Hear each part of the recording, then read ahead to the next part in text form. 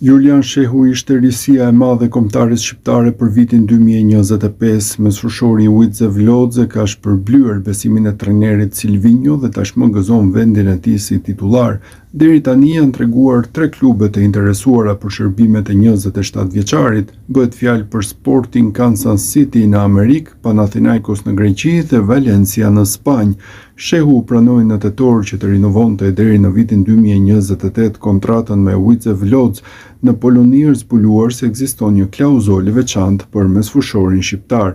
Siç raportohet, klauzola që lejon largimin për një shumë të caktuar është vetëm për disa liga dhe më saktë ato kryesoret, kështu që nuk përjashtohet mundësia që Shehu të jetë me ekip të ri që në janar.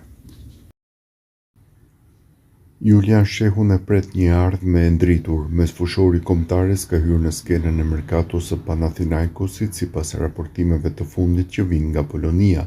Të gjelbrit duket se po e shqyrtojnë seriozisht tregun polak me Shehun që spikat si një nga lojtarët që po ndiqen nga afër. Siç raportohet, interesi për mesfushorin shqiptar nuk kufizohet vetëm te Panathinaikos, pasi në garë janë gjithashtu klube nga Major League Soccer si edhe Valencia.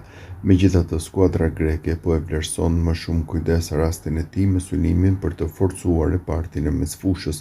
27 vjeçari po zhvillon një sezon të shkëlqyer me 5 gola dhe 4 asist në 20 ndeshje me polakët e Widzew Lodz.